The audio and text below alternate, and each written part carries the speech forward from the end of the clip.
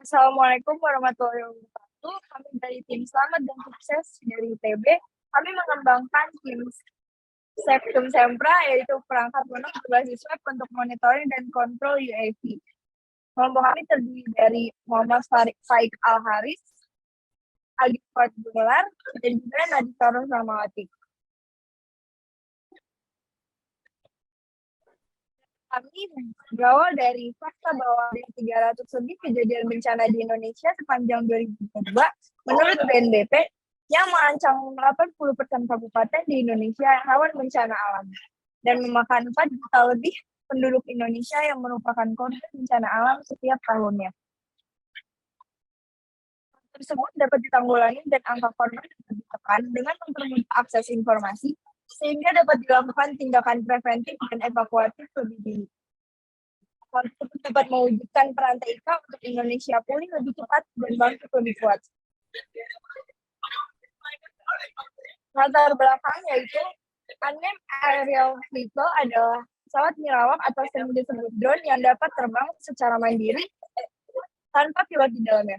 UAV yang awalnya dimanfaatkan di lingkup militer semakin dikembangkan di berbagai sektor kehidupan seperti jasa pengiriman, jasa virtual tour, hiburan, dan terus dikembangkan di bidang riset. UAV saat ini umumnya dipantau dan dikendalikan oleh operator dari sistem Ground Control Station atau GCS yang dapat menghubungkan UAV dan pilot dengan batasan satu UAV dalam satu waktu dan dalam jarak yang terbatas. Hal tersebut dapat menghambat pengoperasian UAV yang sedang dikembangkan. Maka dari itu dibutuhkan pengembangan GCS berbasis web yang dapat diakses dengan mudah.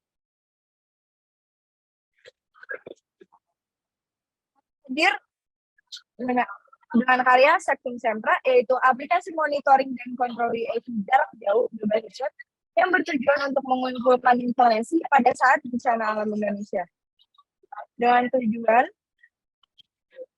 mengembangkan GCS berbasis web yang mudah diakses, mengembangkan GCS sehingga satu UAV dapat dilakukan fungsi monitoring oleh banyak user dalam satu waktu, serta mengembangkan GCS sehingga UAV dapat terhubung dengan jangkauan luas.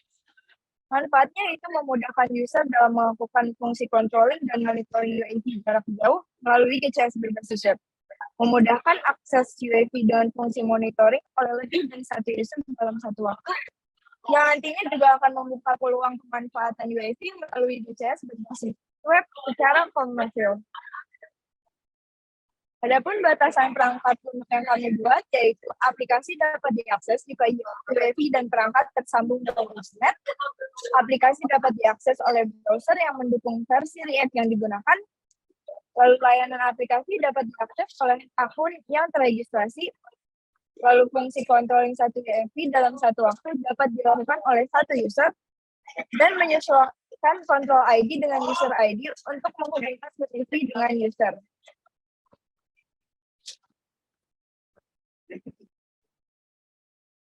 Oke, untuk metodologi yang kami gunakan, yaitu ada studi, lalu desain dan perancangan sistem, melakukan pemrogramannya, dan pengujian terhadap program yang kami gunakan.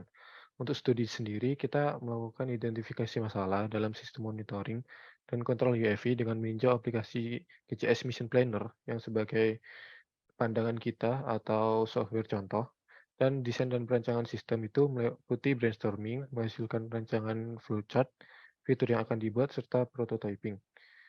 Pada pemrograman sendiri, kita mengimplementasikan ide-ide brainstorming kami dan dilakukan pengujian terhadap aplikasi yang telah kita desain dan kita rancang. Lanjut. Poster, bentar ya Bang. Tinggalin buat logo-logo. Kita akan menggunakan mekanisme solusi, yaitu adalah kontrol drone dengan jarak jauh. Jadi kita tuh akan memplot daerah mana yang akan dilewati oleh drone tersebut. Hasil plot tersebut akan dilewati oleh drone yang akan terlihat pada monitor.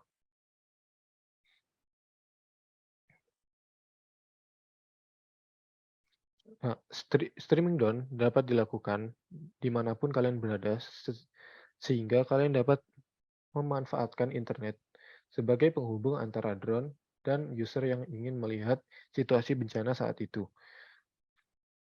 tanpa harus satu persatu melihat drone-nya.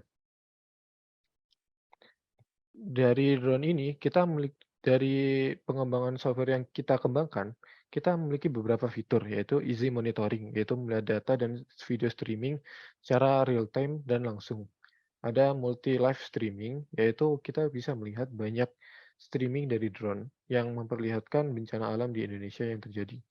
Kita bisa mengontrol drone-nya dari manapun selama internet masih berjalan, dan itu semua dilakukan di satu software saja.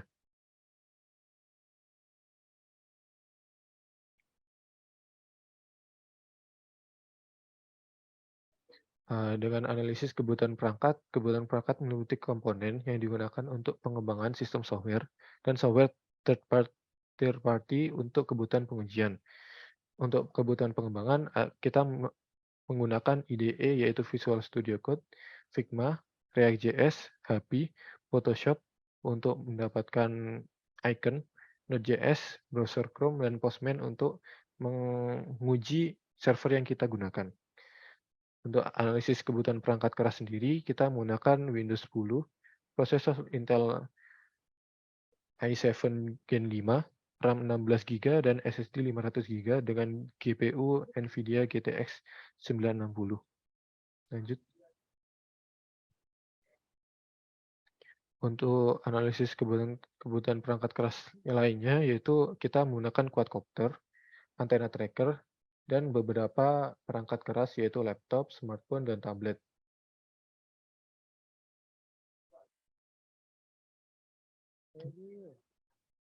Uh, Untuk analisis desain yaitu dari user, kita akan melihat aplikasinya. Habis itu dari aplikasi tersebut yang dapat kita akses lewat browser tuh, kita akan mengirimkan datanya pada cloud atau server yang telah kita buat. Setelah data di cloud berubah, maka dia akan merubah data pada ground control system. Setelah itu, ground control system akan mengirimkan data yang berubah tadi kepada UAV. Mungkin lanjut kepada Faik.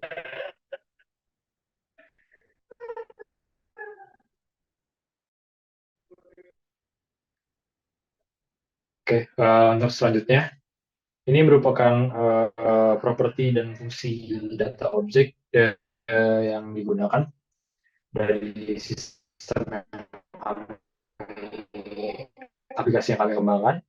Mungkin gimana objek-objek user membutuhkan aplikasi seperti nama, email, password. Kita membutuhkan di antara nama dari UAV-nya, ID UAV, data attitude, parameter, video, accessibility, dan tracker ID.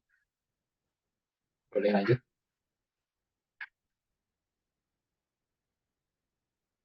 Ya, berikut ini adalah alur kerja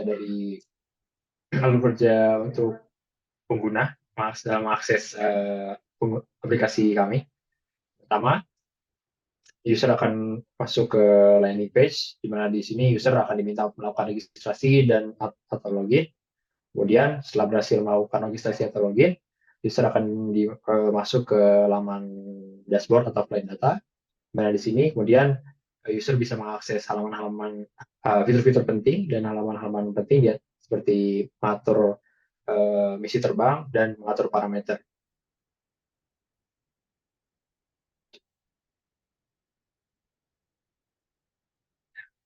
Ini adalah contoh mockup dari aplikasi yang kami kembangkan. Di sini di bagian atas ada halaman dashboard yang berisi flight data, lalu di kiri bawah ada halaman untuk menyusun misi terbang, dan yang kanan bawah merupakan halaman untuk mengatur parameter terbang dari UAV.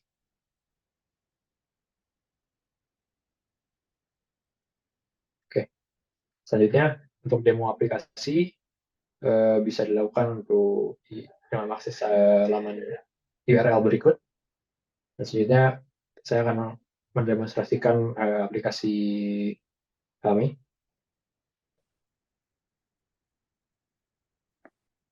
Ini merupakan halaman landing page dari aplikasi yang kami kembangkan.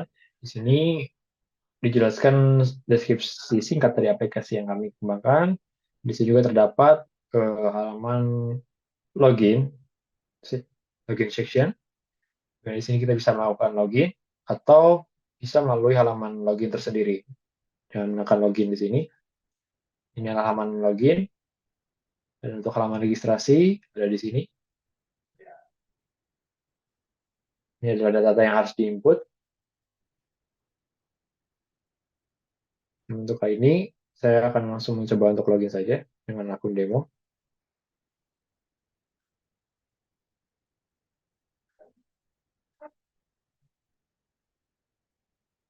Setelah itu, saya akan langsung melakukan login.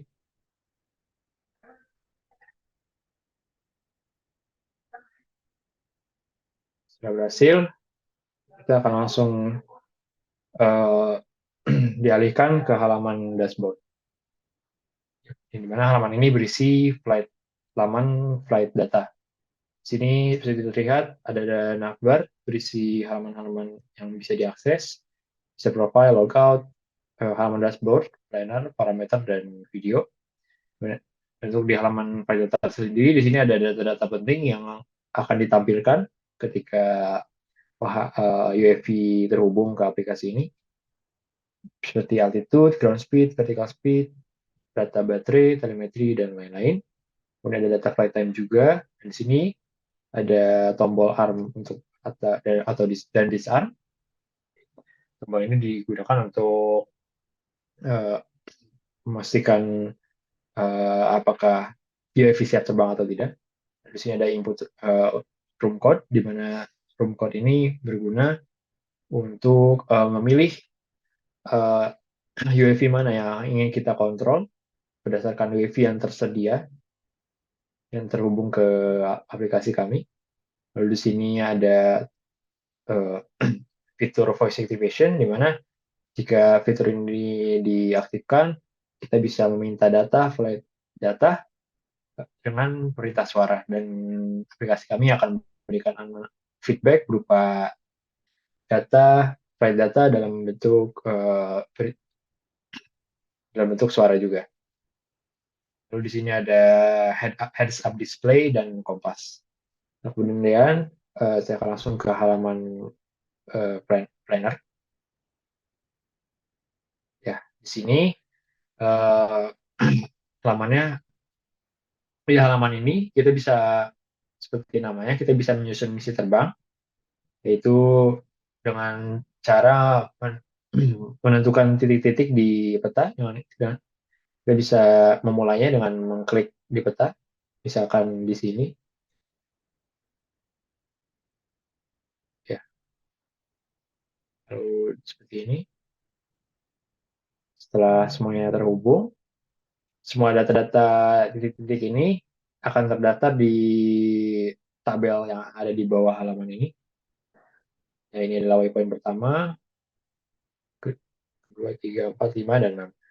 Dan sini ada data-data longitude dan latitude dari tiap titik-titik tersebut.